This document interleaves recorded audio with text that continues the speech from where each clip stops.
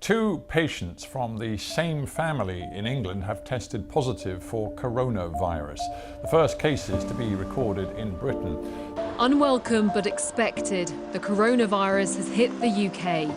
It's inside this hospital in Newcastle, where two patients from the same family are now in isolation and being treated by specialist NHS staff.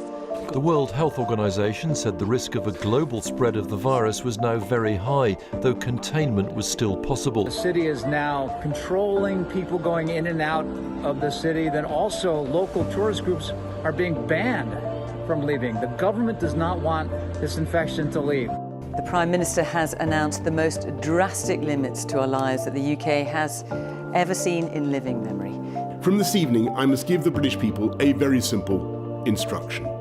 You must stay at home. Since the start of the COVID pandemic, many jobs and livelihoods have been affected by the lockdown put in place by the government to help protect the public from the spreading virus. One of the most heavily affected job sectors is that of the live events and performing arts industry, leaving actors, musicians, venue workers, and much more in a state of financial pressure, forcing them to consider jobs elsewhere in a last-ditch effort. In this documentary, I hope to bring more attention to the crucial problem faced by the members of this industry by having documented an interview with prominent and well-known local talent Frank Cannon, see if there is any uncertainty lurking behind the closed curtains of the entertainment sector, and whether our performing artists feel as though the government still has their best interests in heart in such a climate of uncertainty. Can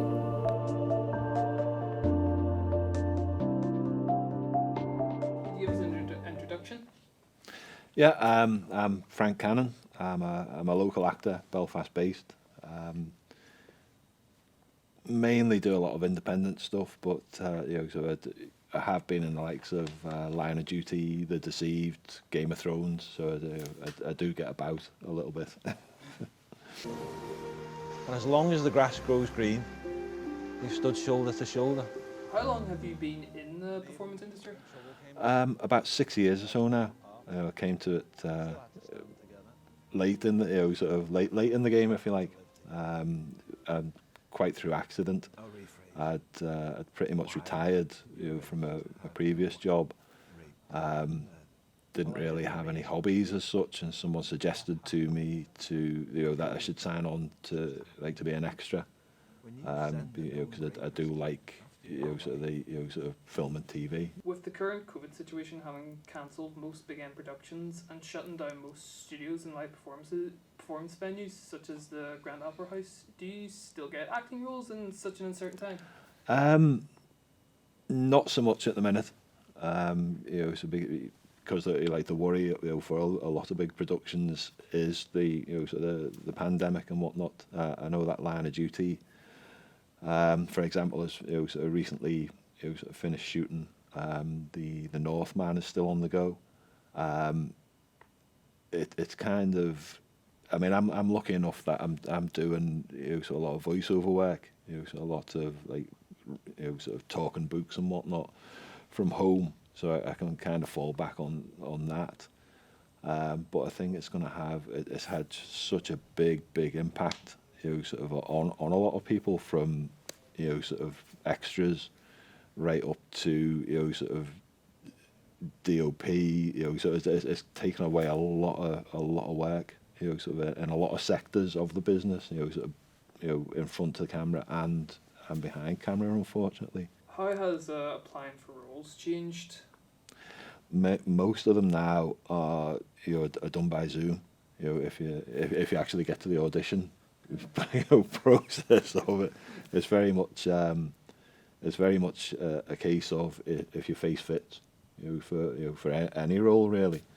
But so now when you do get to audition process, you'll find it is mainly done by Zoom or FaceTime, or even sort of recording yourself and sending that off to to a casting director, producer, sort of whatever. Which is, I don't mind doing that, but I do quite like being in the actual room through that process, because it gives you a better feel for.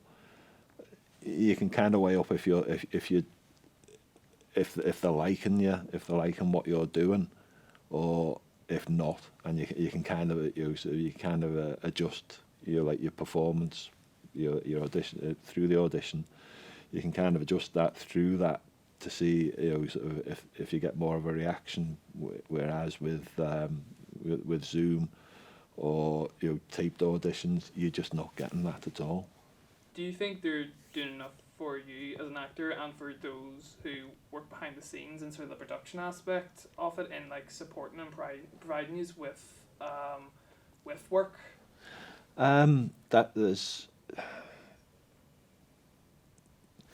That's not really. I mean, if I don't want to get political or anything through this, but, you know, if you want me to rephrase the question. No, I'll answer it there, Otis, because it's quite a good question. It's not really, you know, like the industry isn't really beholden to, you know, like to. Used to be different back in the old studio system. You know, I'm sure if that was going on there now, there might have been, you know, like some way they were looking after you, but, you know, the way things are, I mean, all actors are, even a lot of the, you know, like behind the scenes now, you know, sort of your chippies, your electricians, just everyone who's involved, pardon me, in a production, they're pretty much all freelance now. They're not actually tied to a studio, so it's not really down to, you know, a production to look after you that way, if you know what I mean. When making the idea for this documentary, one of the key things that inspired us to push for the idea was the bizarre publication by the Secretary of State for Culture, Media and Sports, Oliver Dowden of Cybersecurity. It was an advert depicting a ballet dancer with the caption, "Fatima's next job could be in tech. She just doesn't know it yet." And which came out at a time when job loss for those working in live events and in, you know, performance arts industry was at an all-time high. I was wondering, as an actor and someone who works in that industry, what did you make of this, and does this make you suspicious of the government's treatment of the creative industry? Again, I'll try not to express my political views, because go ahead. I'm not a fan of the Tory government. You might be able to tell that from the accent. But that whole Fatima thing was just a huge slap in the face for anyone in the arts. Yeah. You know, so no matter if you're like in front of the house, you know, sort of in front of the camera, behind camera, you're like, you know, sort of.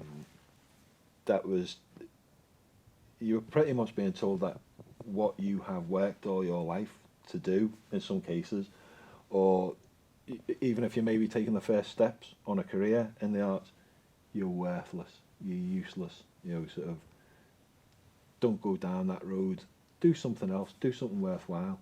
Yeah. Do, you know, sort of, and that was just, I found that really insulting to everyone and anyone in the arts world, yeah.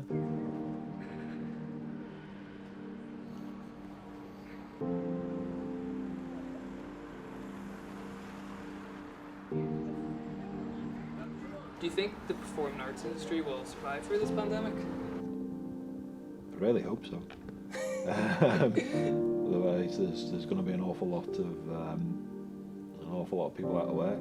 You know, I think that, you know, sort of through this, and I can't stress it enough, that people are starting to see the real value of the performing arts, whether it be a concert, a film, a television series, because it's like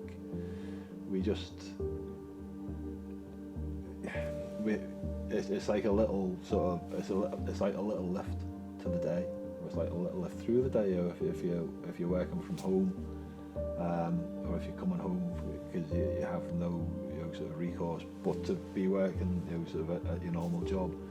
You come back and you know that there's you can put a record on, you can read a book, you can watch a film, you can, you know, sort of live events now kind of obviously, you know, knocked in the touch. They'll come back.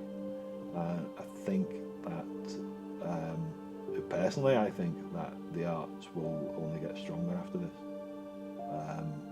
because I think people have realised just how important to mental health they are.